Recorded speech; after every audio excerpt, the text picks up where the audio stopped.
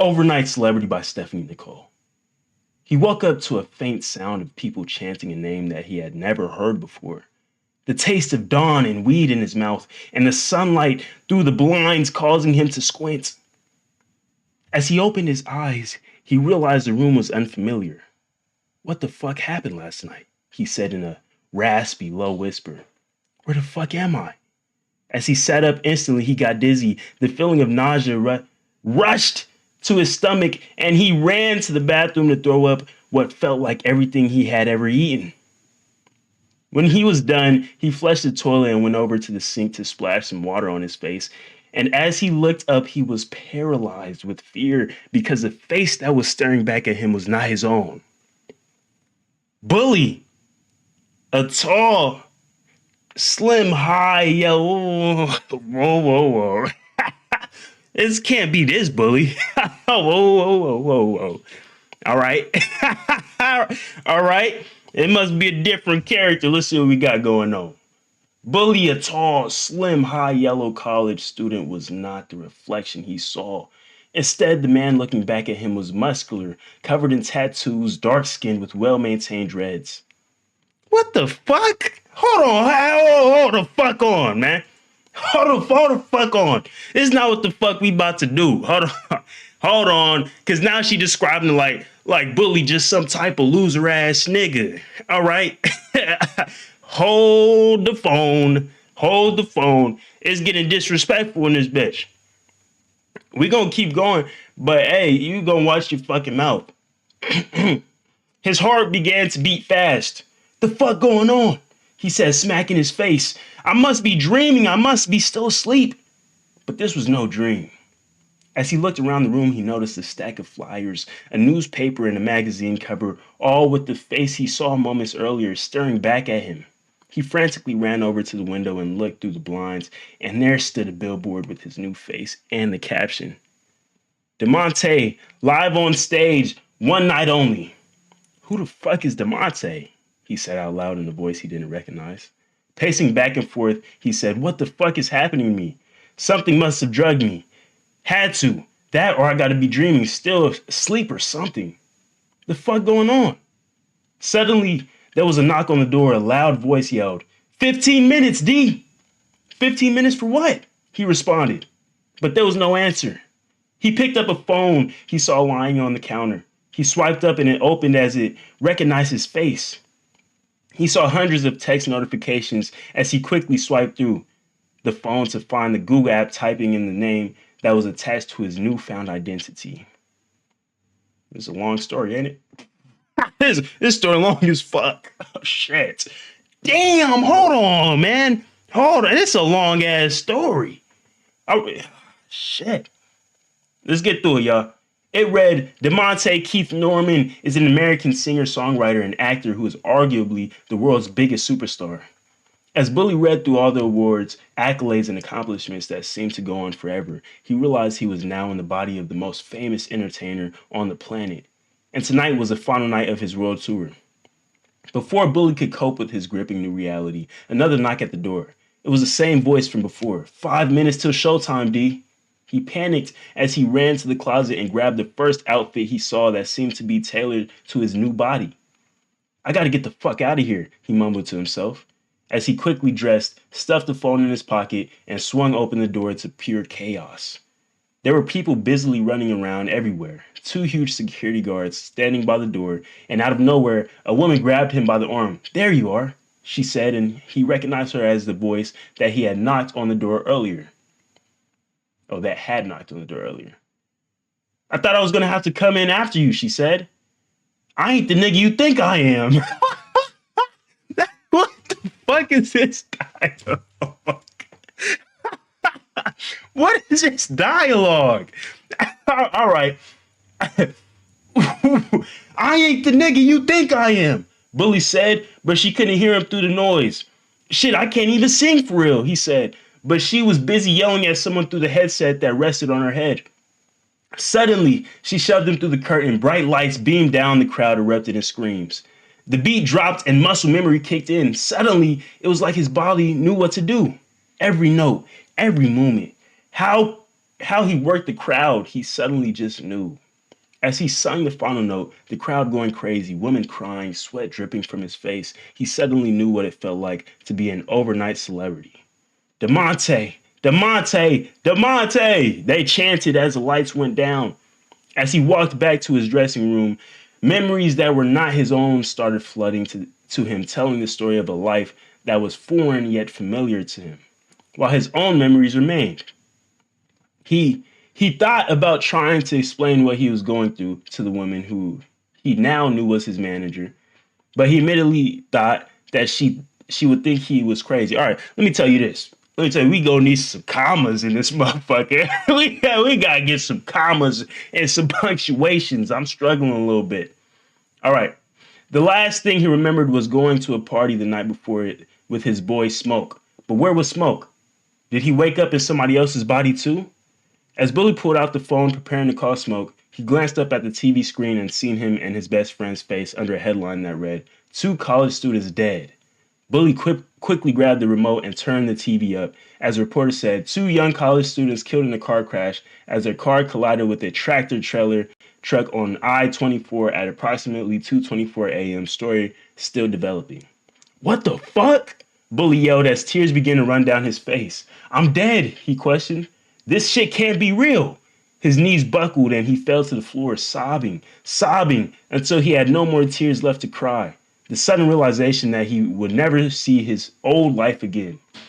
His friends, his family, his girlfriend, all of his hopes and dreams all gone. Just like that, in the blink of an eye, Bully sat there for what seemed like forever, emotionally exhausted, thoughts racing. Suddenly, another knock at the door. Come on, D, time to go. The now familiar voice said, as Bully stood and wiped the tears from his eyes and started towards the door, he began to realize that the memories of the life that he had always known were starting to fade.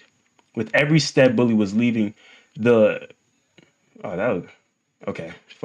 love, the joy, the happiness that had been his entire young life, but also the pain and sadness of staring his own morality in the face. And by the time he reached the door, Bully was no longer. He was now and had always been DeMonte Keith Norman, singer, songwriter, actor, and the world's biggest superstar. The end. Now, what's all this? We got some credits in here.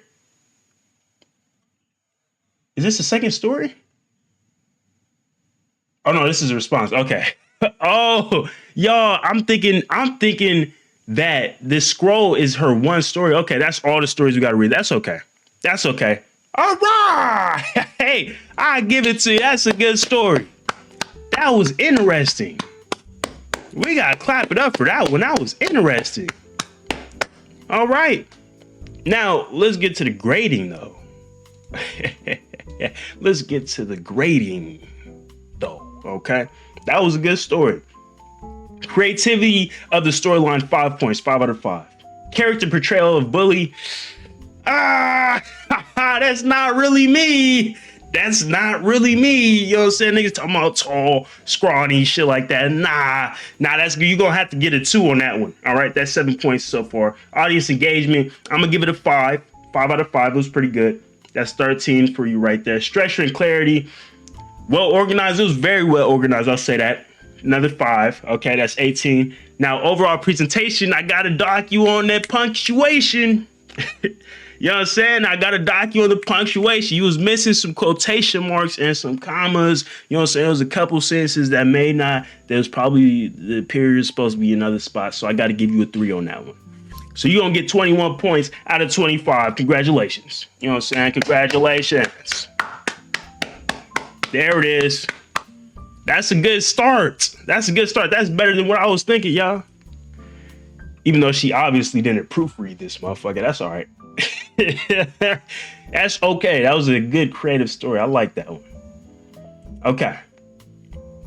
Here's what we're going to do. This is going to make it easier for us to read these. Let me make sure real quick. This should make it easier for us.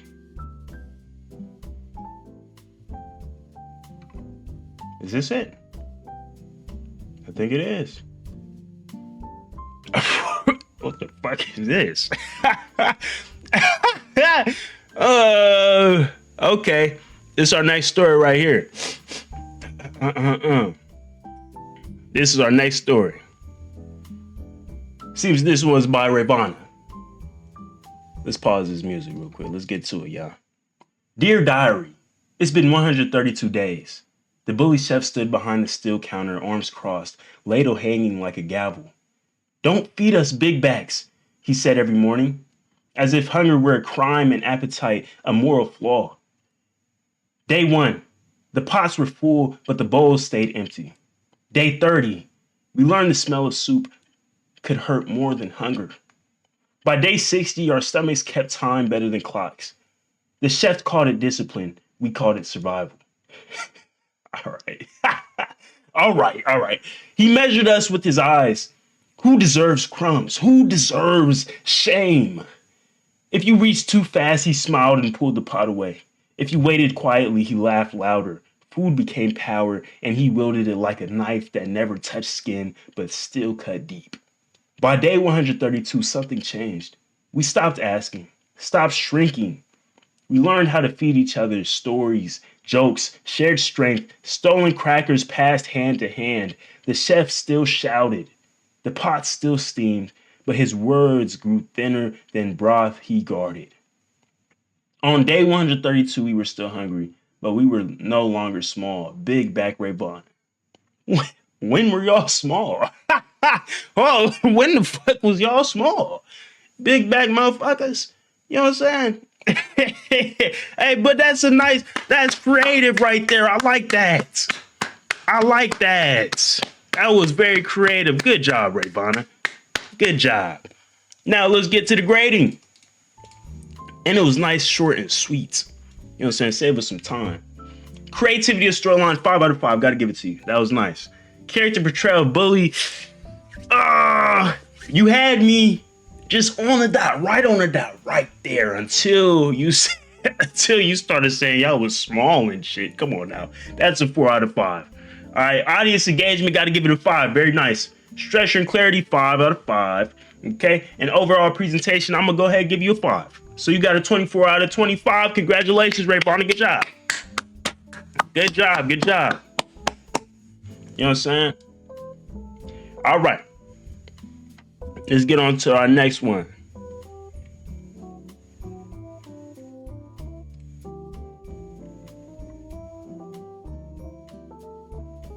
Wait, what? Okay, right here. Let's see, y'all. What's all this? Are these supposed to be chapters or something? Fuck it. I never seen nobody write like this, but we go fuck with it, all right? We're gonna see what it is. Okay. Absolutely. I can craft a vivid original diary style story where Bully appears as, oh, hold on. Hold on. I can craft a vivid original diary style story where Bully appears as a cameo style background presence shaping the atmosphere. It seems you may have forgot to exclude ChatGPT's part in this. It seems you may have forgot to hide that you just got ChatGPT to write this shit. Motherfucker, you think I'm fucking stupid? Who the fuck wrote this? Who wrote this shit?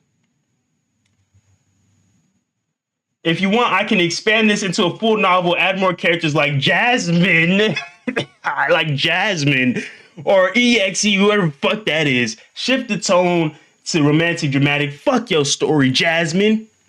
Fuck your story. I don't want to read it. Playing around. What we got? Well, you got a 0 out of 25, Jasmine. I know a motherfucker did it. I know a motherfucker didn't submit this shit twice. I know you did it.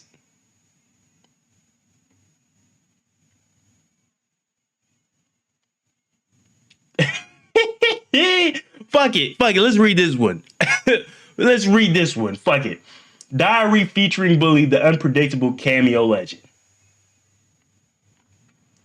Page 1, Monday, the locker catastrophe. I swear I wasn't even fully awake when the day started falling apart. First period hadn't even begun, and I was already wrestling with my locker like it owed me money. The door jammed, the hinge squeaked, and then, of course, Bully appeared out of nowhere like a sitcom character entering on cue. He didn't say anything at first. He just leaned on the locker next to mine, sipping a juice pouch like he was in a commercial, then said, "Locker's winning? You want me to tag in?" Corny ass line. What the fuck? What? All right. All right. I told him no, obviously, which meant he immediately tried it anyway. He yanked the locker so hard the door flew open, smacked him in the forehead, and he stumbled back like a cartoon character. He tried to play it off, rubbing his head and saying, "See, I loosened it for you." Then he walked away like he had somewhere important to be. He didn't. He just wandered down the hall humming the Mission Impossible theme. What the fuck are you telling your chat GPT? What is this? Classic Bully cameo. Shows up, causes chaos, leaves before consequences. Page 2. Wednesday, the cafeteria incident. Lunch was peaceful for exactly 12 seconds. I was sitting with Maya and Jordan minding my business when the cafeteria doors burst open like someone kicked them. Everyone turned. It was Bully, holding a tray stacked with exactly one slice of pizza and 5 chocolate milks. Sounds accurate. He strutted through the cafeteria like he was entering a WWE ring. Then he tripped over absolutely nothing. Not a backpack, not a chair, not a person, just air. The tray flew.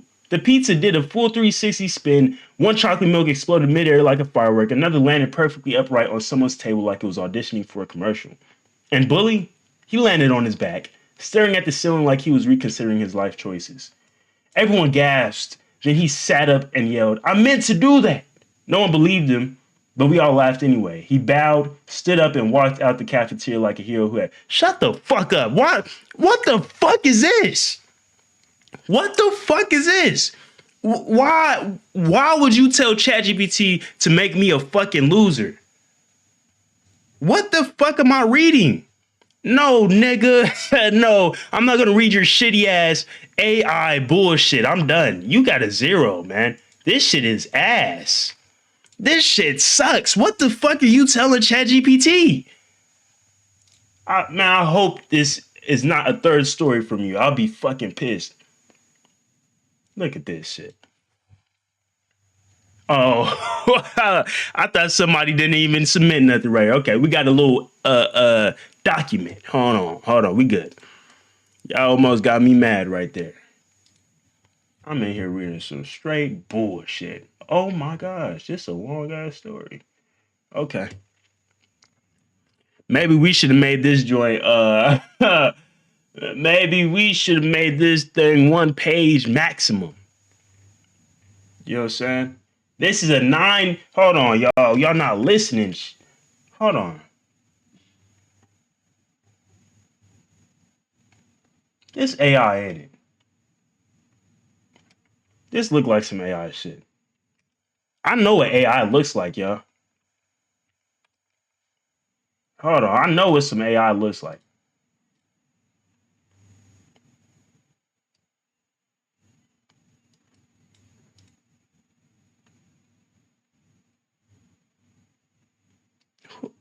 Who submitted this? Did I not add a name on here, y'all? There was no name part. Oh my gosh. We're gonna read this. We're gonna see. If this shit sound like some AI, we done with this.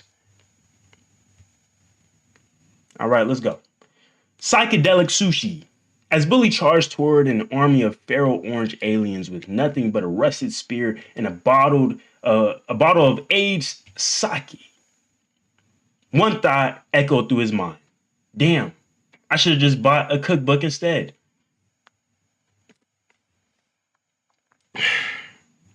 On the trip to Tokyo, Bully decided to start a manga collection. As he found himself in the cramped aisles of a back alley anime shop, Bully stumbled upon a dusty volume titled Samurai Wars.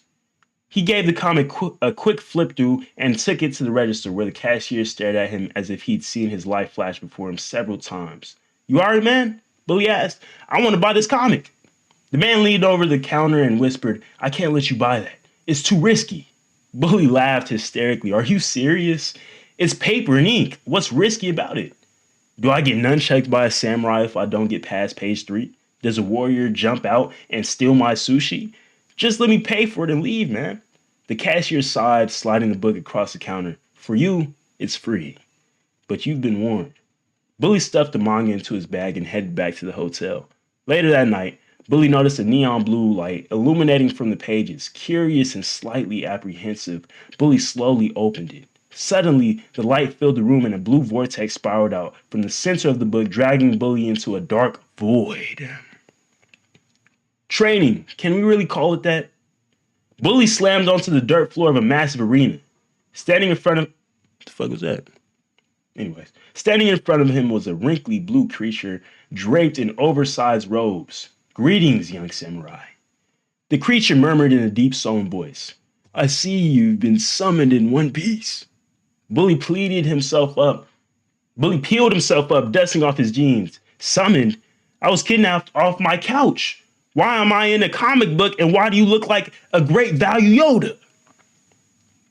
The creature's face screwed up in annoyance. Yoda? I do not follow. My name is Sensei. I am far more seasoned and stellar than this Yoda. Now silence! Your ear gear and silly attire will no longer serve you here. Sensei tapped his staff against the ground and magically embellished Bully in samurai armor. Okay, I see you. Oh no, this is supposed to be me. Okay, I see you. Thanks for the drip, little blue man. Bully suddenly yelled, checking his reflection, but where the hell are my $500 headphones? We have no time for music, Sensei snapped.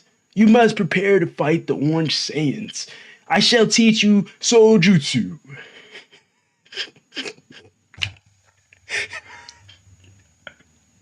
Where the fuck am I? Hold on.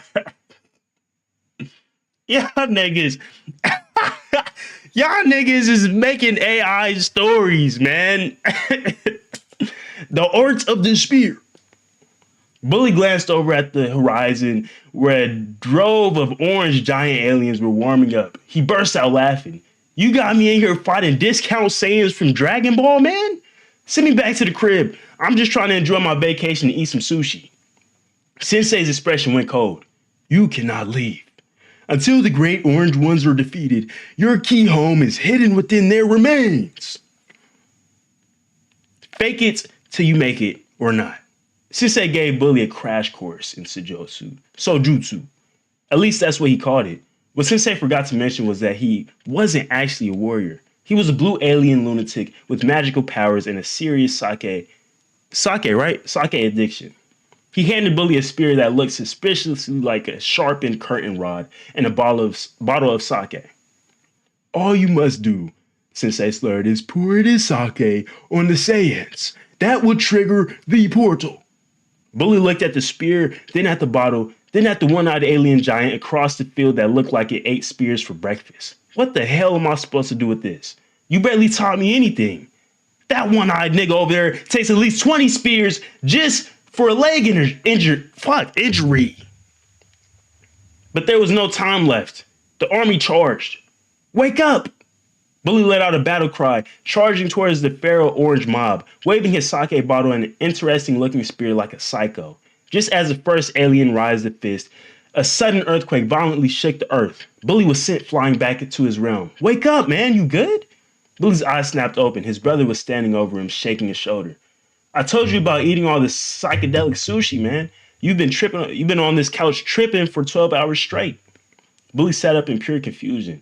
The blue wizard, the spear, the drip? He grabbed the Samurai Wars manga, the coffee table to prove it. Look, the little blue alien, he set me up. His brother just shook his head. My point exactly. Chill off the shroom sushi, man. Bully slid and flipped through the pages. The original story ended on a cliffhanger, just as it always had. But as he reached the very back, he froze. There, on a brand new page that wasn't there before, was a high-def illustration of a samurai in modern sneakers holding a bottle of sake. Nigga got Jordans on? What? The title at the top of the page read The Adventures of a Young Samurai, written by Nana Linus. Okay, so it's not AI. I believe Nana wrote this shit. I believe Nana wrote this shit. Now, let's give the grading. Let's get the grading because I got some things to say. Wrong thing. Now, for creativity of storyline, I'll give you a 5. I think it was very creative. Character portrayal of Bully, I give it a 5. You know what I'm saying? I think you did pretty good portraying me. Audience engagement, I give it a 5. Interesting characters, I liked it. Structure and clarity. Now, the structure and clarity, I feel like there was some points in the story that may have been missing. All right. Wait, hold on, y'all. This wasn't that story about the school. I feel like maybe it was me, but it seems like some points in the story may have been missing. So I'll give that a 3. Overall presentation of the story, I think everything, the punctuation and all was good, so I get out of 5. So you got a 23 out of 25. Congratulations.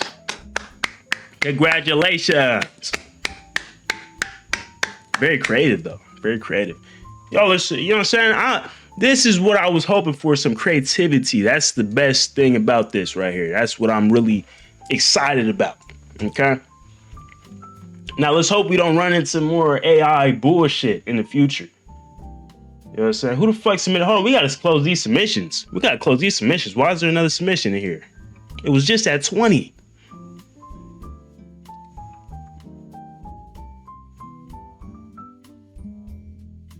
We got an image. Okay, hold on. We got us an image.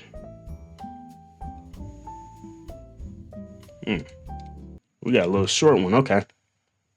Let's see what we got. Bully versus dumb shit by Ty. I met Bully on TikTok and quickly learned his only weakness is people saying dumb shit or asking dumb questions. Because the second it happens, he activates like an alarm system. Someone will ask the most unnecessary brain off question and Bully appears out of nowhere just to say, shut that shit up, which somehow fixes the entire internet. I've watched full conversations reset, confidence evaporate, and people apologizing to the air after he said it. He doesn't yell, he doesn't argue, he simply delivers the phrase and suddenly everyone remembers how to think. He's not my brother by blood, but by TikTok, common sense, and a sacred duty that silence dumb shit whenever it enters the chat. Well, I'm not y'all brother, hold on. Hold on. Let's get that straight, all right? Was this a story? It should look like a TikTok like story upload. Maybe she got the wrong story. But let's give it a grade regardless, nonetheless. Okay. Creativity of the storyline. Gotta give you a 3. It wasn't not creative, but it wasn't very much out of the box, but it was good. Character portrayal 5. You know what I'm saying? It was more like it wasn't really like it wasn't a fiction or anything. It was literally me. So that's a 5.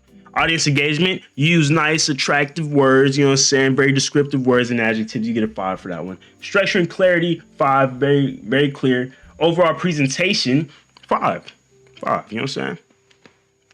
5. So you got a 23 out of 25. Good job. Short and sweet. Okay. We got a lot to get through, y'all. Hopefully we get to some that y'all.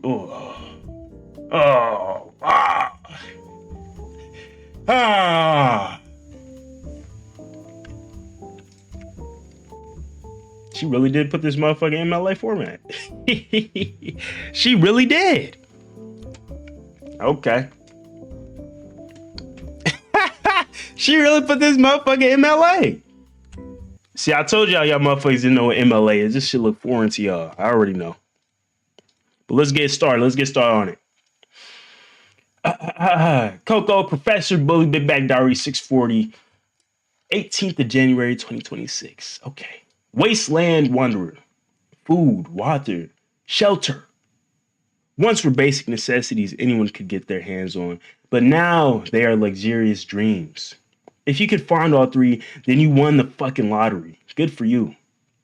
The world went to shit November 16, 2537, a week before my birthday. What kind of shit is that? They decided to destroy the world like it was another Tuesday. I'm talking bombs and nukes falling from the sky like rain. Smoke covered the sky like a blanket. It was a black winter that year. It caused mass panic and destruction. The world turned into wastelands, and the motto was do or die. And I don't plan on dying. I could tell you that I'm a good person, but that would be a lie. Truth is, I am a survivor, not only of the land, of the wasted, but in my past life too. I was a mother of 3 children, and they were my world. I loved to see them smile, hearing their laughs, and holding them tight when things got scary. See, I married an asshole. Well, he wasn't like that at first when we started dating. He was the sweetest man any woman could ask for, and we were in love. Over time, he started beating on me like he couldn't stand me. Damn. Damn. How could he beat the person he once loved? I still don't have an answer. I stayed with him until I had enough. No more black eyes and lies for me. I packed all the shit and the kids needed for our new life. All the shit me and my kids needed for our new life. Before I could get away clean, he came home from work early. Just my luck. We were having a yelling match outside while our neighbors watched the show. Nosy bitches. They're all dead now. Damn. A lot of pent up something, huh, Coco? A lot of pent up of something. Before I knew it, he was throwing blows faster than I could dodge them. I could hear my shitty neighbor say, if that was me, I'd fuck him up. Okay, Jackie. Was she dating Mike Tyson, nigga? Shit. Fuck. All right. I found my strength when I heard my kids crying. They had never seen him hit me. I made sure of that. I pulled out my knife and started slicing. Now, if the world didn't end that day, I would be in jail. I didn't give a fuck. He had to go. That was the only thought in my head at the time. Would you believe the neighbor tried to stop me? But it was okay for me to get my ass beat. Oh, let me read that right. But it was okay for me to get my ass beat. Well, they got cut the fuck up too. Oh wow. Ooh, something unlocked in me. I felt alive. Then I saw the nukes flying across the sky like birds with a destination. An emergency broadcast went off on every TV and phone. It basically said we were fucked and no one was going to save us. It was perfect. I was now a widow with 3 kids. I had to protect them now. We found shelter far from the chaos and we were happy. I taught them how to fight and survive. Now I couldn't tell you that I still have my kids, but I'm not a oh whoa. Now I could tell you that I still have my kids, but I'm not a liar, remember? One day I went on a supply run like I always did. When I got home, well, I won't go into the details, but just know I was no longer a mother. Ever since that day, I hated staying in one spot too long. I stayed hidden. Most importantly, I avoided people. It's not like I didn't try to join a group or make new friends, make a few friends over the years. I liked having someone to watch my back while I fight over the last can of beans. Then we eat them as a victory meal. It's hard when you don't know if that's the last time you'll see them. It's real dark. It's real dark. Oh, okay. Damn. I drank my last water and now I'm low on food. The store 2 miles north might have supplies I need. I've been in this treehouse for 3 days. A light walk would do me some good. I hope I don't run into anyone. I really don't feel like interacting with anyone. It smells like it's going to rain and I better hurry up. The store is just ahead. The shelves are bare, but stocked enough I can fill up my bag. Ding! Shit! I need to go hide. Hello? I saw you come in here. Are you alone? The strange voice said. Now why the fuck would I answer that? Do I look stupid? Don't answer that. I need to get out of here. The guy could be dangerous. Clonk! Fuck! A can of beans just dropped. I heard that, so come on out. I'm just looking for people to survive and my name is Bully. Oh. It just took me out the immersion. Why does it have to be me? Why does it I forgot all about that shit. I forgot I had to be a character. Okay. He looked around, but still couldn't see anyone. Yeah, sure. Let me come on out and make a friend. Not. I need to get my shit and go. I don't have time to babysit a full-on friendship, motherfucker. I popped my head up and stared dead into the young man's eyes. He was talking, but I wasn't listening. I started to fill my bag without taking my eyes off him. Damn, he talks too much. Is that right? Maybe I should just stop talking and stop reading your story altogether then, Coco, huh? Fuck, nigga. He moves closer with hesitation. I throw a can of corn at him and he jumps back. That's right. Back up. I just want to leave without any trouble.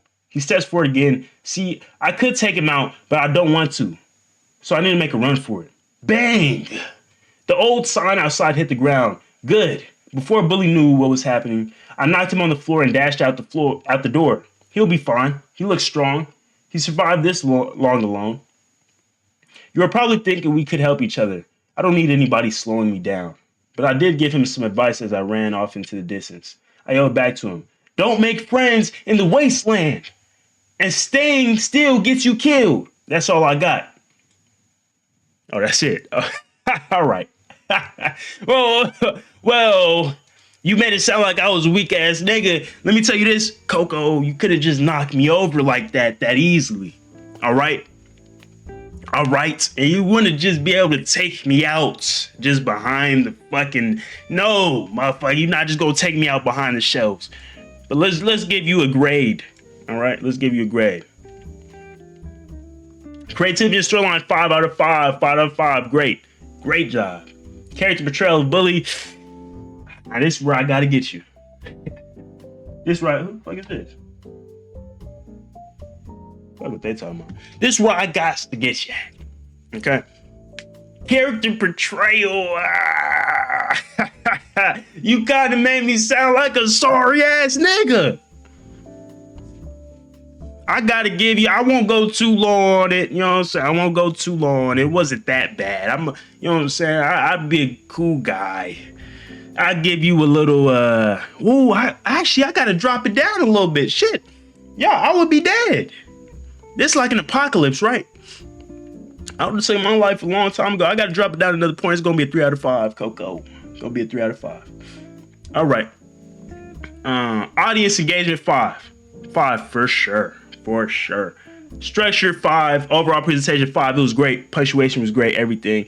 That's gonna be a 23 out of 5. I'm gonna bump it up to 24. That was a good one. I almost want to give you a 25 if you just portray me just slightly better. Just slightly better. That's gonna be a 24 out of 25. All right. 24 out of 25. Great job. Great job. I'd read more. I would too. That was a good story. Great storytelling. Who we got next? All right. I'm liking these Google Docs and shit. Because, you know what I'm saying? It makes me, what the fuck? Who the fuck writes in font like this? Who does this? What is this? Nah, hell no. We gotta fix this joint. Oh, you about to piss me off. Who does this? And why is everything underlined? Fuck, we gonna underline it. Maybe that'll make it easier to read. We'll try it out. All right. Let's get to it. A dangerous love affair. It was a typical Friday morning as I was on my way to work. As I passed by the gym, I looked in the window to see if I saw his handsome face. It was something about this man that I couldn't resist. As I continued to watch Bully, fresh Puda, working out, I was mesmerized. My HME girl, Tosha, said, you need to quit playing and tell this man how you feel about him. I looked at her and said, you should mind your business. She started laughing and said, you're just a scary bitch. I looked at her and said, why would I tell him how I feel when he's in a committed relationship? She said, girl, with who? I looked towards the boys and Bully was staring right back at me. I thought this was about Puda. I was shocked and ran away from the window towards work. Time approached, my secretary bust and said, you have a visitor. As I lifted my head, I locked eyes with Bully. I was surprised to see him standing there. I cleared my throat and said, hello, sir, what brings you here today? He looked at me with that sexy smirk and said, I need a lawyer and heard you're the best. Fuck. You're the best in the city. I looked him and said, "That is correct." I was overly excited he was asking for my services. I agreed to take his case. Over the next couple of weeks, due to our schedules, we had to meet when we could. One night after our meeting, he invited me to dinner. As WWE sat enjoying each other's company, an angry woman stormed to the table shouting, "This the bitch you been cheating on me with?" He calmly looked at her and said, "Shut that shit up. We're not together. You're delusional." She looked at me and said, "Bitch, I should drag your ass." I calmly looked at her and said, "Swing, ho." This bitch threw water in my face and I snatched this bitch up, bull. And what? What the fuck are you saying? What? She looked at me and said, "Bitch, I should drag your ass." I calmly looked at her and said, "Swing, ho." This bitch threw water in my face and I snatched this bitch up, bull, and started fucking her up. Bully got between us and said, "Whoa, whoa, whoa, whoa, cut that shit out." As we got escorted out the restaurant, she rushed to her car and retrieved a gun. She looked right at Bully and said, "If I can't have him, no one can." She pulled the trigger 3 times. Each bullet hit Bully. What the fuck? Why? People ran for cover. Some ran towards Bully and called the police. I rushed towards her and tackled her to the ground, and we started fighting over the gun. It went off, and she was shot. As the police and ambulance arrived, I rushed over T Bully as loaded him into the ambulance. I whispered in his ear, "Please don't leave me. I love you." We couldn't spell out "you" right there. As my lips connected with what the? That's assault. That's assault, man. As my lips connected with his, I heard the faint sound of an alarm. I walk up and realized it was all a dream. Who wrote this shit? Who wrote this shit? Fuck the fuck. Y'all motherfuckers. Y'all some lucky motherfuckers. I forgot to add the name on this joint. Y'all is lucky. Mama Mia, who the fuck is Mama Mia? Y'all is lucky. Let's get this a rubric grade, man. Creativity of the storyline.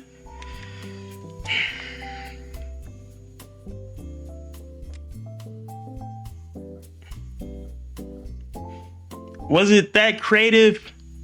I give it a 4 out of 5. It wasn't not creative. I give it a 4. Character portrayal of Bully. Now here's where you got me fucked up. I'm not breaking up no fight, y'all. You know what I'm saying? If you want to fight, you fight. I don't give a fuck. So I got to drop some points for that one. It's going to have to be a 4 out of 5. So that's 8 right there for you. Audience engagement. I give you a 4. I'll give you a 4 on that one as well. 4 across the board so far. That's going to be 12 for you. Structure and clarity. Now this is where we got a little bit of a problem. I'll give you a 4 because it was some parts that was not. I'll say. Oh shit! What was that? I'll say this. I was able to follow the story pretty well, so I'll give you a 5 on that one. Now this is where we got you. Overall presentation, the punctuation and spelling was dog shit. That was terrible. It was terrible. It was like, man, you was just typing out your thoughts. You know what I mean? So I got to give you like a 2 on that one. It was bad. So that's gonna be what? That's 17. You got 19 out of 25, or lowest score yet. But it was. That's not terrible though. That's like a C plus, right, y'all? Something like that. That's not terrible. You know what I'm saying? I'm not mad at that. Where the fuck Mama Mia is? If you revised it and read your shit back, it would have been a lot higher. But it was a lot of spelling mistakes on there. It was. And that would have helped the structure. Okay. Let's see what we got right here. All right. We got this image with this shit too. Is this like the cover or something? Hold on. Let's look at this cover first. Unarmed. Oh no, unframed. Okay. Let's look at this cover real quick. I zoom in. Can. Okay, well, we got one problem right here. Mm, we got them Down syndrome eyes. And it's a nigga on my shirt. Y'all know I don't do that shit. All right. The streets of LA used our name. Now they felt our move. A novel by Christina S. Harris. Okay, you must be proud of this one. Put the full gov. I hope it's as good as you feel it is. All right. Let's see. Fresh found the burner phone taped under the stoop with their names already typed in the message. 10 minutes. Bring what you took, or we take one of you. They hadn't taken anything. Billy wanted to run every block until he found answers. Puda realized the truth first. Someone was using their reputation to cover a bigger move. Fresh understood the clock was the real enemy. They split up, moving silent, retracing the last 2 days. A lie from a friend, a door left unlocked on purpose. The setup came into focus just as the phone buzzed again. Wrong location. Fresh changed the meet spot last second. Billy came ready. Puda came recording. When the man showed up alone, shaking, holding what was stolen, the truth spilled out. He needed their fear to protect himself. But fear cuts both ways. They didn't touch him. They took their names back. By morning, the streets knew the truth, and everyone knew one thing for sure. Fresh, Bully, and Puda weren't just brothers. They were a problem you couldn't frame and survive. Unframed.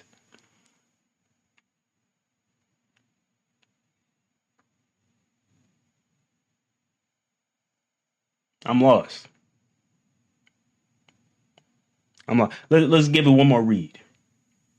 Fresh found the burner phone taped under the stoop with their names already typed in the message. 10 minutes. Bring what you took or we take one.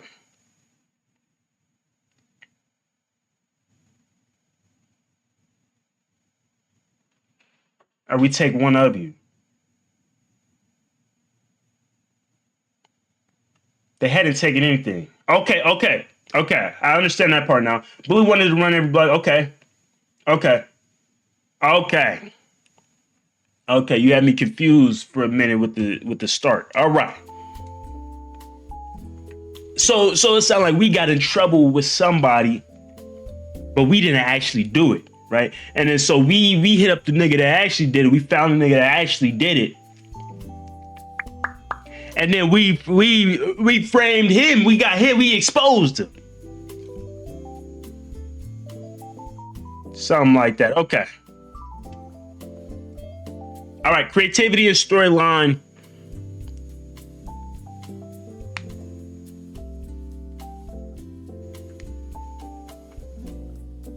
I give it a 4. A 4. You know what I'm saying? Now, character portrayal, I give it a 5. I think you know what I'm saying? I'd be pretty mad if somebody framed me. I think it was good. Audience engagement, I give it a. I give it a. I give it a 4. Structure and clarity, I got to drop that to a 3. It was a little confusing at first. Overall presentation, I give it a 4. Okay. So what's that? It's gonna be 4, 5, 14, and then what did I say for again? 18, 21. 21 out of 25. Let's clap it up for it. Let's clap it up for it. Good job. Good job. All right. Let's get through to the next one. We're not even halfway through, y'all. We're doing kind of bad. We're doing kind of bad. The PDF. Oh, shit. Fuck. What the fuck? Nigga, it's not 3 pages? It's just not 3 pages. Okay, all right. It's not big letters. Let's see what we got. Let's get to it. We gotta hurry up. Spontaneous survival. I'm assuming this is Scarlet. And this is supposed to be me. That don't look like me. But all right. Scarlet already knew the night was going to be weird because Billy texted her 2 words that sent chills through her body. Don't scream. She read it once, twice. They replied like any sane person would. What do you mean, don't scream? Just come back outside real quick. Or just come outside real quick. Real quick is how people end up missing. I brought snacks. What kind? The good kind. Now hurry up. Scarlett sighed, grabbed her hoodie, and stepped outside. And there he was, Bully, standing next to a vehicle that looked like it had survived 3 wars and a breakup. One headlight was on, the other headlight looked like it was traumatized.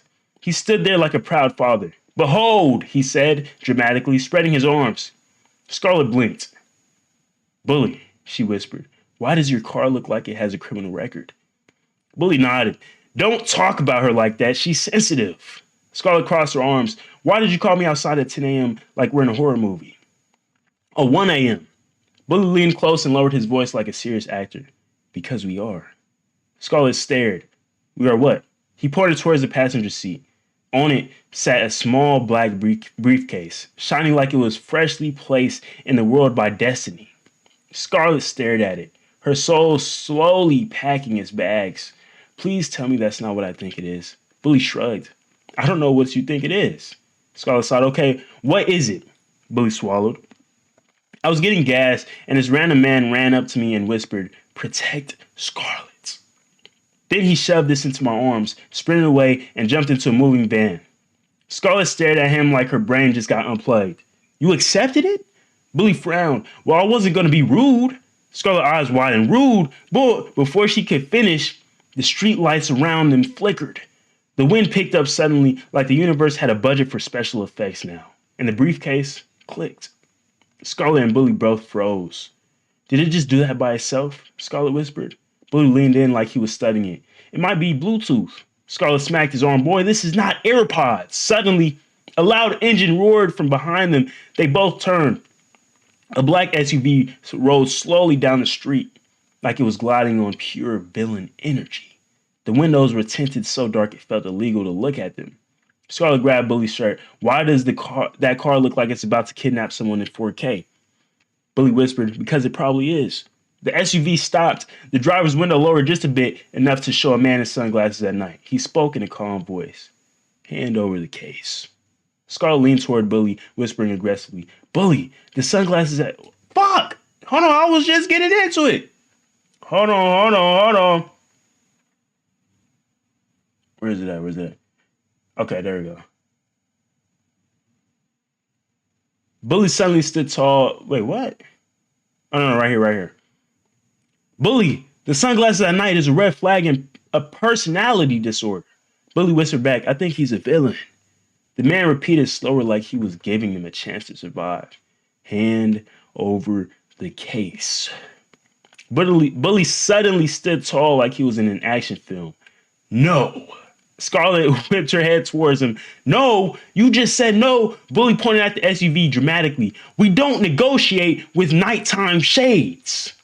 Scarlett grabbed his arm. You do if you like breathing. The man sighed. Then he snapped his fingers.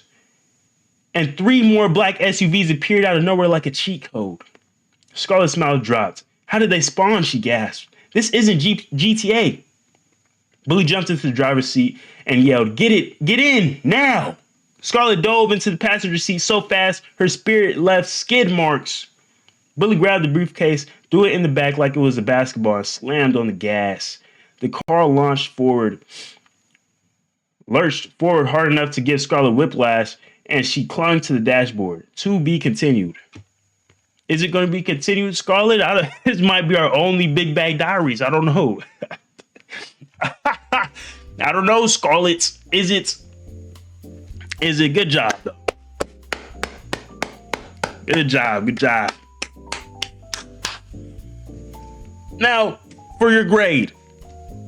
Creativity storyline 5 points. Nice creativity. I liked it. Portrayal of Bully. Now.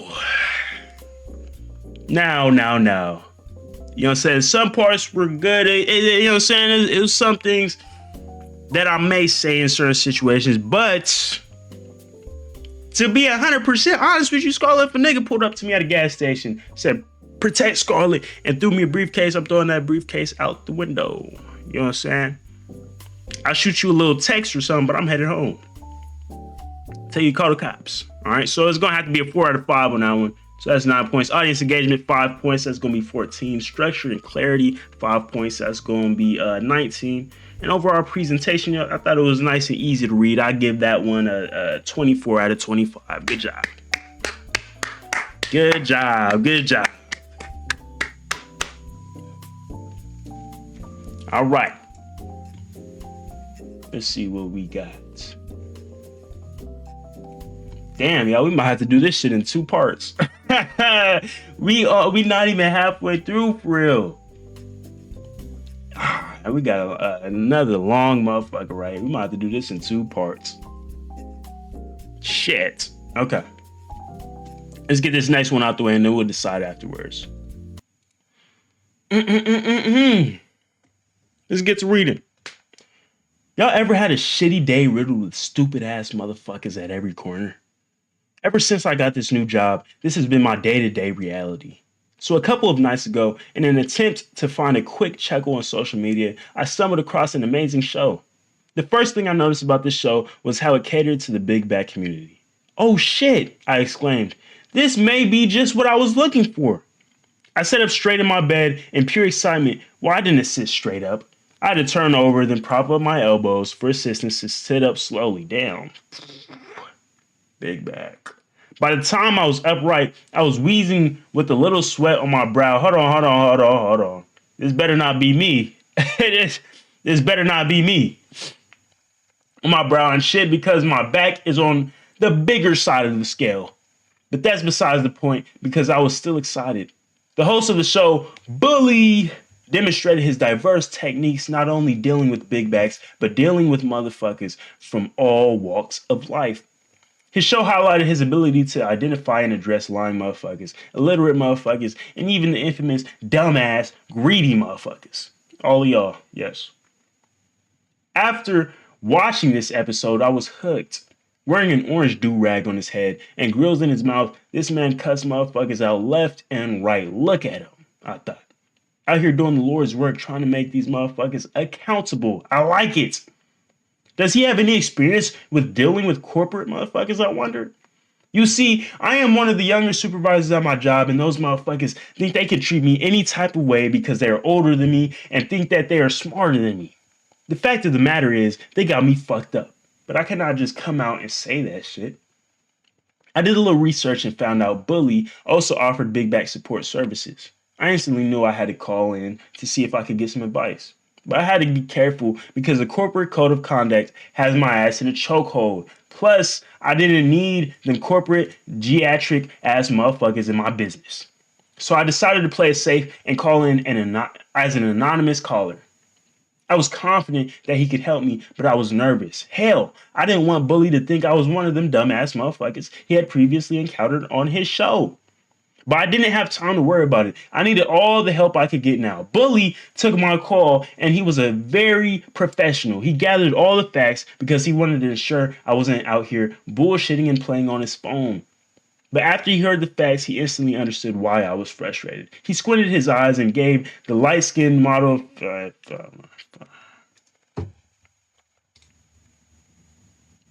Who wrote this? Who wrote this shit? The light-skinned, modeled face while he put his fingers in the shape of a teepee. Them niggas got you fucked all the way up, he stated in his monotone therapist voice. He advised for me to look... Fuck is this? Shut up, nigga. He advised for me to look for other means of employment so I could get the fuck up out of there. Them motherfuckers dumb as fuck, he stated.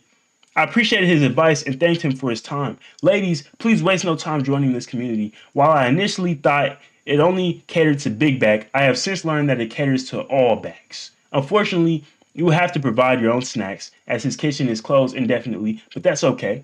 Because the support and advice that is received when having to deal with motherfuckers is unmatched. You'll love it here. Wow. Wow.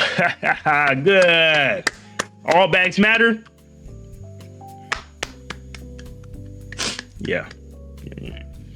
Anyways, that's a good little story. I like that. Creativity, 5 across the board. Character portrayal of Bully. Now you almost had me. Until you start talking about light skin and all that, it's just a bad description. I got to give you a 4 out of 5 on that one. Audience engagement, I give it a 5. Structure and clarity, give it a 5. Overall presentation, I give it a 5. It was good punctuation and whatnot. So you got a 24 out of 25. Almost had the 25 out of 25 perfect score. Should have done a little better. All right, now we are 10 out of 21. Here's what I think we're gonna do. We're gonna read one more, and then we'll save the rest of these for. I'm thinking tomorrow. I'm thinking it's gonna have to be tomorrow. All right, because it's gonna take us another hour to get through these motherfuckers, and our segment ends real soon. Okay, so we're gonna get these done. Deal, it wasn't a negotiation. Sweet pea, it wasn't a negotiation.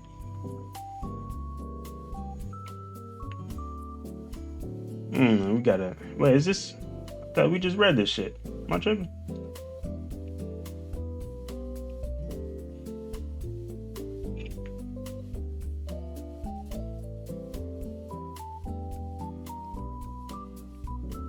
What's this? Of course we got a long one for the last. I don't got no water, man. Pretty thirsty. All right, let's get this over with. Last one of the night. Listen in, y'all. Listen in. All right. Anonymous TT. What? Let's get it going. I am a country hood girl turned corporate boss. I've always had close ties with the hood because that's where I was founded, and most of my roots are still there. But after I graduated high school, I tried to leave most of that shit behind. Emphasis on tried. The fact of the matter is, I had sold cocaine since I was in the 6th grade. My parents grew, cooked, and sold drugs. Damn. The same is true for all of my brothers. So naturally, I was grandfathered into the same profession. A certified saleswoman, since I was just a little bitty thing. While most kids played outside and rode bikes, me and my brothers learned how to weigh cocaine and cook, cut, and package crack. Did you learn how to smoke it too? It wasn't until I was older that I learned that our house was a trap house. By the time I was in high school, I was selling pills too. I never sold at my school though. That was the brothers' territory. I sold to the kids in the rich neighborhoods across the way, and it actually turned out to be a pretty sweet deal too. You see, the kids would buy the powder while their parents bought the pills, and they didn't really know me, so it worked out. Turns out I was one hell of a saleswoman because I was making about 1,000 a week. Not too bad for a part-time high school job. When I graduated high school, I went to my local community college to try and change my life path. I was ready to try something different. But on the first day of class, to my surprise, my English professor happened to be one of my best clients.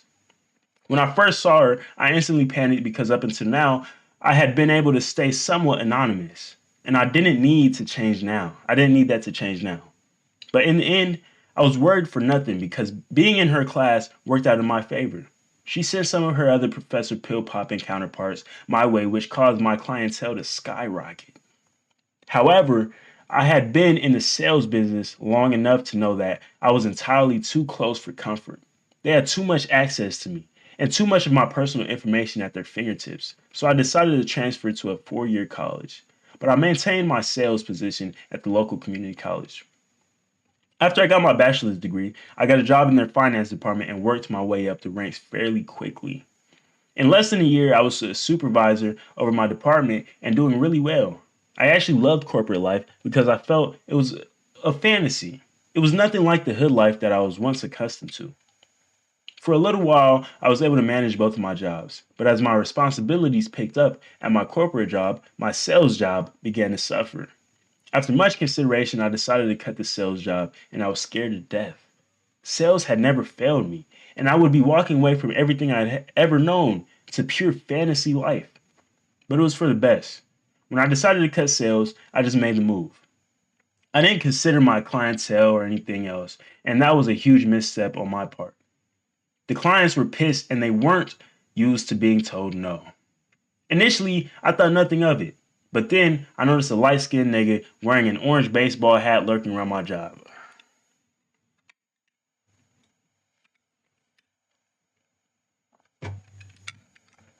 It's looking like you're about to get a low score on this motherfucker. Be prepared. At first, he was hanging around my staff, and I thought he was a student. But then I started watching his ass because he was up there too much.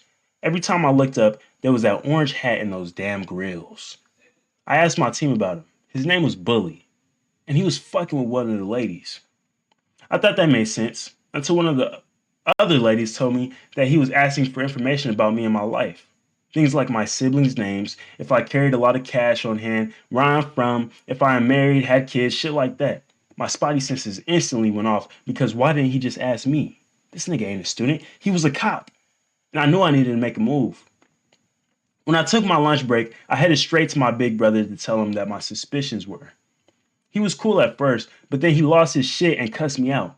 But in all fairness, it was with good reason. See, I told my family that I had stopped my sales job like 2 years ago, when it had only been a few weeks, and now everyone else may be at risk because I had some unwanted attention. When he asked me to describe what Bully looked like, he lost his remaining shit and really started to cuss my ass out. And rightfully so, because he knew the nigga that I was talking about. My brother owns a bar, and apparently Bully had come through there a couple of times with his two brothers. He asked me if one of the brothers had a fresh chain, and my stomach instantly dropped because I do recall seeing what I thought was a student with that chain. Oh dear God. My brother suggested I leave town and go off grid for a while. This was normal shit for the sales business, but this was the first time it had happened to me. And I was a damn mess. But because my time and options were limited, without notice, I headed to the country to stay with my grandparents on their farm. This was probably the best move because it gave me time to clear my head, and not many people knew about them. I think I was in the country for about 6 months when one day I heard my grandma on the phone. She was saying something about them hard-headed boys, so I figured she was talking to one of my parents. I went to fix some breakfast when I walked past the living room, and the only thing that caught my eye was an orange baseball hat sitting on the coffee table. Oh my fucking goodness. Okay. All right. I like that. I like that. Nice little story. Now let's get to the grading. I want to give you a grade on this one. Creativity of the storyline, 5. 5 out of 5. Character portrayal of Bully, 5. 5. 5. I'm a snitch ass nigga. You know what I'm saying? I'm an informant ass nigga. I snitch on y'all motherfuckers in a heartbeat. That's a 5. I like that. Orange cap, everything, 5. Audience engagement, 5. I was on my toes the whole story. I liked it. I liked the structure and clarity. Got to give it a 5. It was real nice. And overall presentation, 5. Our first fucking 25 out of 25. Let's clap it up. Let's clap it up. Great job. Great job.